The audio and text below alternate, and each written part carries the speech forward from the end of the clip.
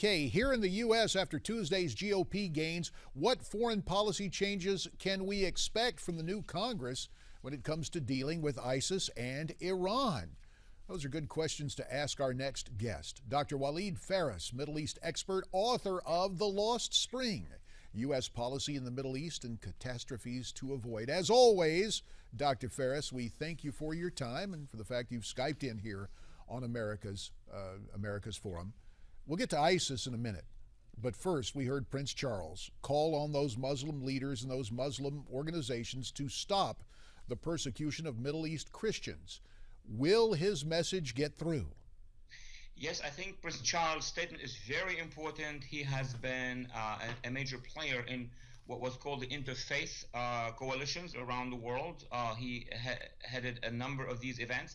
So he can influence actually the mainstream Muslim, Sunni, and Shia organizations around the world. But he will have to put pressure on them, for them to start pushing back against the Islamist, jihadists, and Salafists, and Khomeinis, and all the other extremists. So his voice is important. The other dimension is that he can call on Western democracies to seize the issue and bring it to the Security Council. I mean, we have to have it at the highest level of international law. Walid, we've heard that the Yazidis are saying U.S. airdrops have stopped, coalition support and protection is dwindling. What can you add to those reports?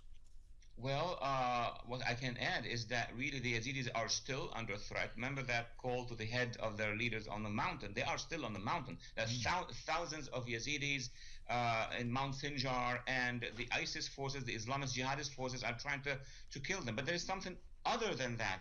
Inside the areas occupied by ISIS or the Islamic State, you have still Christians who are under occupation, who are treated as a second or third level citizens, and some of them are persecuted and killed. So we need to put the issue of minorities as a priority, and one of the priorities, Congressman, is to help the Kurds and help these minorities in northern Iraq free their areas, some villages and areas where the Christians can go back to their homes and then prepare themselves to defend themselves. Walid, now with a new Congress elected in the United States, it'll formally take office in January. What changes in foreign policy might we expect in dealing with ISIS? Well, number one, the new Congress, as far as we can understand now, and your colleagues, of course, will inform you even more than I do, is that this Congress is going to be putting a lot of pressure on the administration to do something strategic about ISIS, and that strategic issue begins in Iraq with the issue of arming and helping and training Kurds and minorities. In Syria, making sure that those we are vetting in the Syrian opposition are really anti-jihadists at the same time. We don't want to train and arm those who are going to replace ISIS, and then we're going to discover that they are jihadists as well. But the most important development in foreign policy that Congress needs to do is to look at the other side of the Middle East, what's happening with the Iranian regime. And I would strongly suggest that the new lawmakers or the new Congress, all the new lawmakers, will put pressure on the administration to stop that deal with the Iranian regime until we have evidence that they are changing course. Well, let's expound upon what might happen with Iran.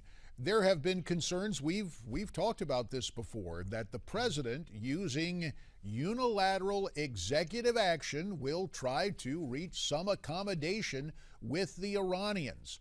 What do you believe Congress could or should do to put a stop to that?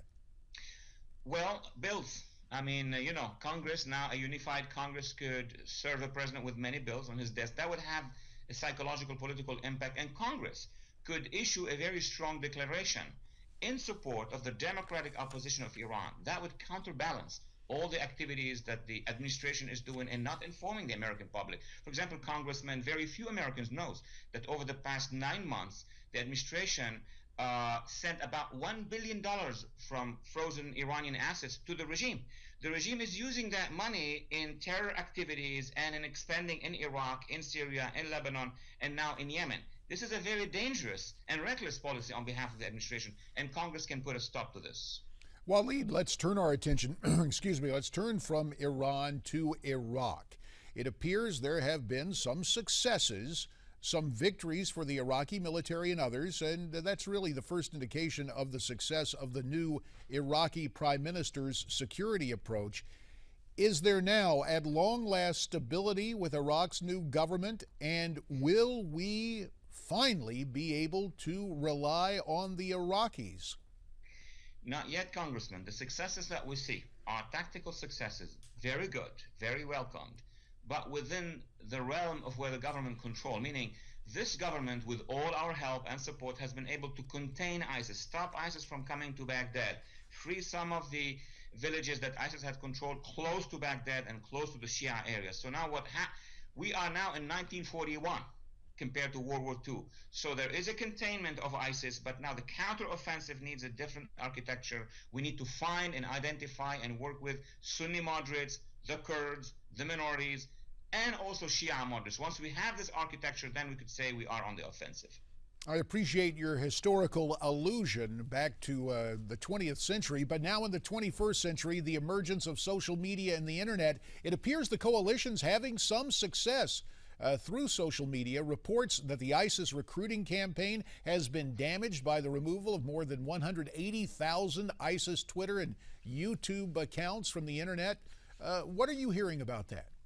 Yes, there has been technological successes, meaning we are shutting down the coalition, all those involved in the cyber warfare, shutting down thousands and thousands. But again, I don't want to appear as pessimistic, but realistic. We shut down a number of those and they re-emerge. We cannot shut down the internet. But this is very helpful in terms of putting some pressure on ISIS itself. The problem is that ISIS is working with other organizations. We are shutting down ISIS sites. Guess what? There are jihadi organizations out of Nigeria, out of Somalia, in Latin America, and elsewhere who are taking the position of ISIS and moving with it. It's going to be a long-term confrontation at the end of the day. Dr. Walid Phares, as always, we appreciate your insights and analysis. And given the strife that continues in the Middle East, the scrutiny and the stories that come out, we'll be back to you again very, very soon. Thank you, sir. Thank you, Congressman. So you heard from Dr. Phares. We are going to come back to talk more about what may happen in Washington right after this Newsmax Now update.